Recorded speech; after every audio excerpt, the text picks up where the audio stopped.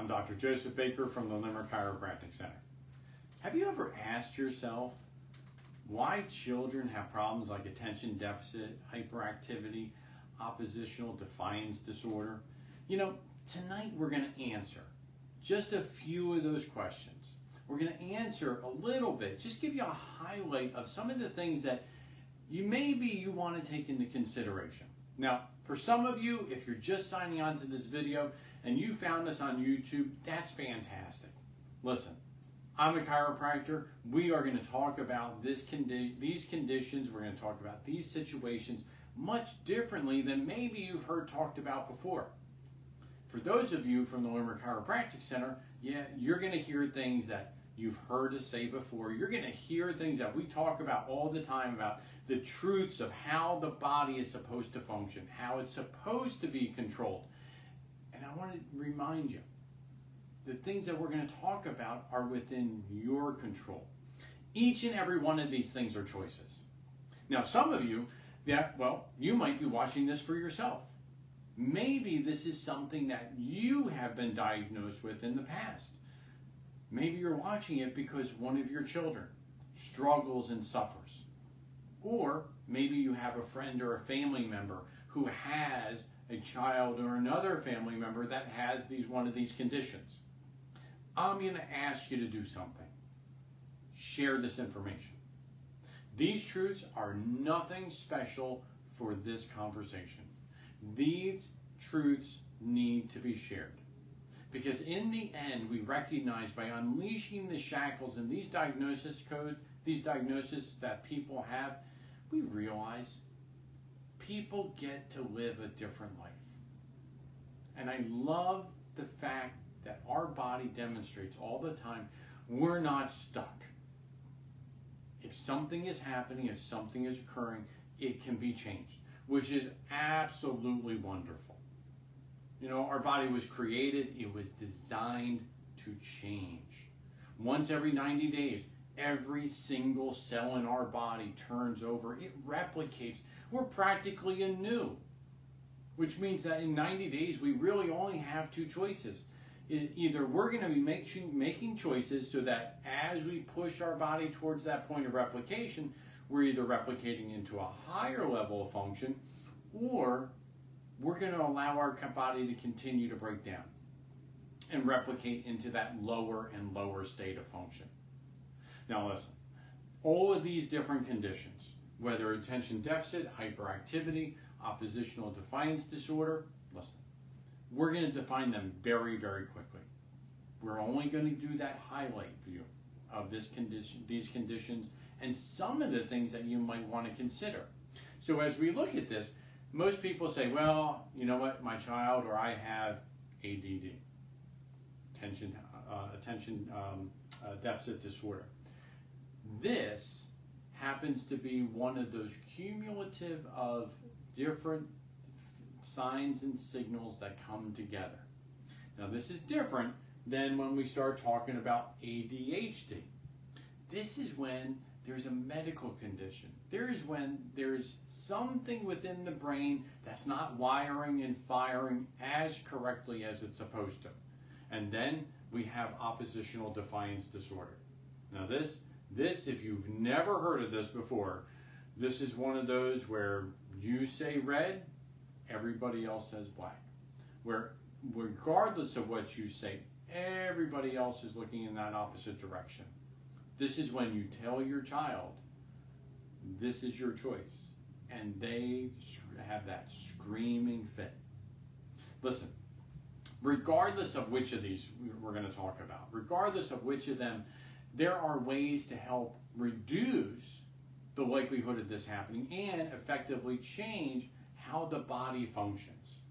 So when we look at this, we want to talk about, and we're going to focus tonight a lot on the nutritional imbalances and the nutritional things that you're able to control so that you can produce a better outcome. And we'll talk about a couple of these key areas. And again, we're just going to do some highlights here. But normal fat metabolism is very, very high on the list.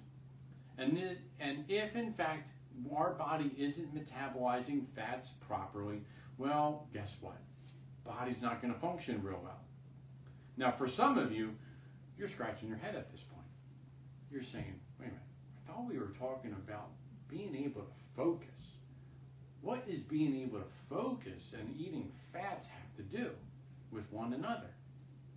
Well, one of the truths that maybe we need to just simply pause and talk about is the fact that your brain, that master system of the body, the very first thing to form inside of each and every one of us, is over 80% fat and water. Let me say that again. 80% fat and water. So if we're not utilizing and actually breaking down and taking in fats the way we're supposed to, well, how is it that this resource that we're supposed to be utilizing to help our brain function continue to get to where it needs to be? It's not going to happen. Just like anything else, we have to supply the body. We have to have that reserve there so it's capable of taking those nutrients, those minerals, those vitamins, those essential building blocks, and put them into play. If they're not there, our body can't do what it needs to do. Let me think. When your body is starving for those nutrients, starving for those building blocks, guess what? It's going to display its disdain. It's going to say, hey, listen, I am not very happy.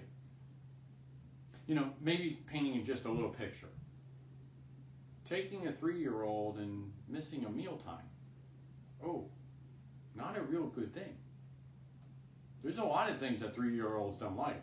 They don't like missing naps, and they certainly don't like missing mealtime either, because when they get hungry, they're going to let you know it. Well, your brain, when it gets hungry, when it gets starving, it's going to let you know it. We have to have that normal fat metabolism. And believe it or not, there's many people out there that struggle with breaking down fats, breaking down proteins in the body, and essential fatty acid disorders, deficiencies. You know what? They show themselves in a ton of different ways.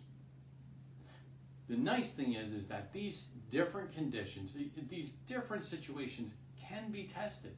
You can determine if in fact you need to, if you are actually capable of breaking down fats and proteins the way your body is designed to.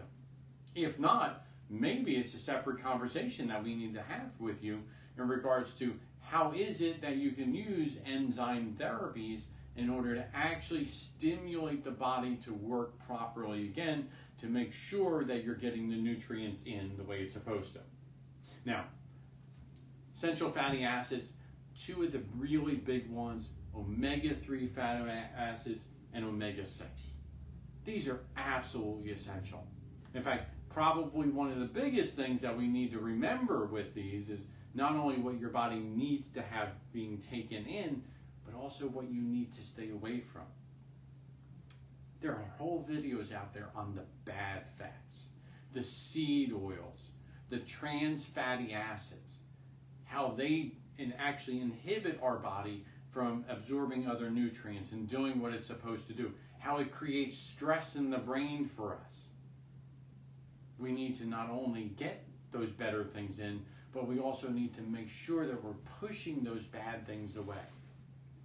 And listen, we could spend hours talking about essential fatty acids and all the different ways they help the body and all the different ways that they demonstrate when they're not getting into the system the way they're supposed to. But we have other things to cover. Milk is one of the really big things. And you say, oh my goodness, hold on a second. I grew up on the fact that milk grew the body good, right? Strong bones. Maybe you heard that. Unfortunately, there is so much research out there on how bad milk is for you, how it inhibits proper digestion, how unfortunately it carries with us so many different pollutants to our body that can't be taken out by the pasteurization process. And quite honestly, when we get milk in the grocery store, regardless of whether it's vitamin D, or regardless of whether it's skim or It doesn't matter. All of the good fats have already been taken off the top. It's sad, but all the good things have been removed from it. And the sad thing is the harmful stuff, the growth hormones, the antibiotics, all of the chemicals get pumped into these cows in order to allow them to continue to produce this. They get transferred into our bodies. Yes, we are what we eat. We are what we drink. And in turn, we have to then deal with those toxins and those pollutants. And yes, each and every one of them has side effects to them. So milk is one of those things that, well, hey, listen, it's a consideration that we want to look at in order to stay away from, because that may stimulate that negative effect. Same with sugars. Sugars have long since been used in making sure that food is preserved. But what we learn more and more today is all of the research that's been done on the fact that sugar in our brain is like crack. Now, none of us would actively be giving our children crack. But we recognize that when we start looking at processed foods, every can has on it sodium, preservative, sugars. The sad thing is that those sugars, sometimes they have calories attached to them, sometimes they don't. And those chemicals, unfortunately, the chemical sugars that are being produced have a ton of side effects. And when we're talking about young, impressionable bodies, we have to recognize that we don't know exactly how the body is going to respond to having those chemicals introduced. If you don't think so, there's a lot of kids out there with peanut allergies. Some get hives, some have anaphylactic reactions. I don't know which is your child's going to have. But what I do know is that when we introduce things that are not good and healthy for our body, or our body reacts to, we don't know how far that reaction is going to take that child and what it might stimulate inside their body. And anytime that we create stress inside of our nervous system can't function the way it was created, the way it was designed. So we need to be aware of those things. Now, vitamin B deficiency, B as in boy, guess what? We need to be really aware of this, because this is one of those things that, like B6, it's a water-soluble vitamin. It reacts to the fact that if you have stress, your body's going to get rid of it more quickly. That B6, your brain, your nerves need in order to replicate those cells. There's a ton of things that we do in order to dump vitamin B more quickly than it's supposed to. And the sad thing is that many of us, whether we're talking about different toxins, whether we're talking about sodas, we are inhibiting our body from absorbing this the way it's supposed to. There is a ton of different symptoms that come with vitamin B deficiency. I would recommend that if in fact you think that this might be a problem, guess what? There are tests that we can recommend that would help you better understand some of these limitations. Now for me, listen, we could talk about all the problems all day long. But if you suspect that either you struggle with this or one of your family members struggles with this, what are your options? So the very first thing we're going to do is start with the most simplest of things. We want to start with what's called a diet diary. Now listen, I'm already assuming one thing.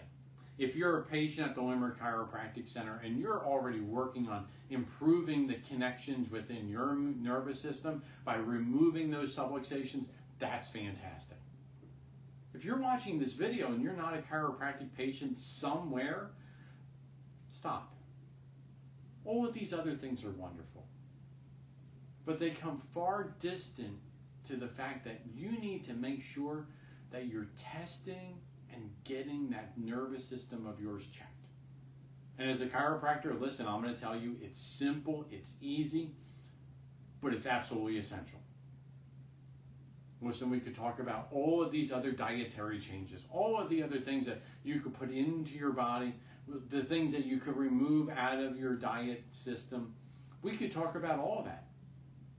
But if in fact that master system isn't performing the way it's supposed to, your nervous system is not going to be wiring and firing the way it's intended.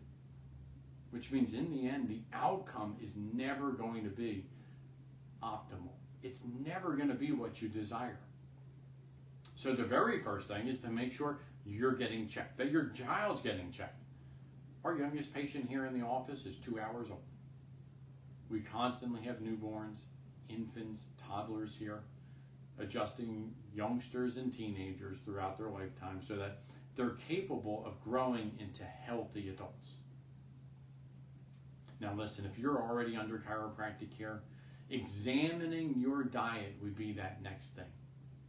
And yes, there's particular questionnaires, there's particular tests that could be recommended in order to help to understand the next best step as far as how your body should be led to get you to a better state.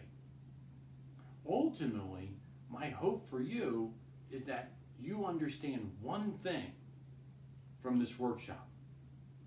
You're in charge, and you can create that change. This body of ours was designed to be changed. And regardless of whether you've been slapped with a label, attention deficit, hyperactivity, oppositional defiance disorder, it doesn't matter. If you make those right steps, you're capable of improving upon the system with just a simple formula of time, of frequency of engagement, and intensity of work. But you're in charge. And I only ask you to do one thing. Share this information. Share the truth, share the hope. Because there's others out there that don't know what you know now. And my hope is that something as simple as sharing is capable of helping somebody else out in their journey. I don't know how far-reaching it's going to be, but what I do know is that if we're not doing that one simple act, then that conversation ends here. I'm Dr. Joseph Baker from the Limerick Chiropractic Center.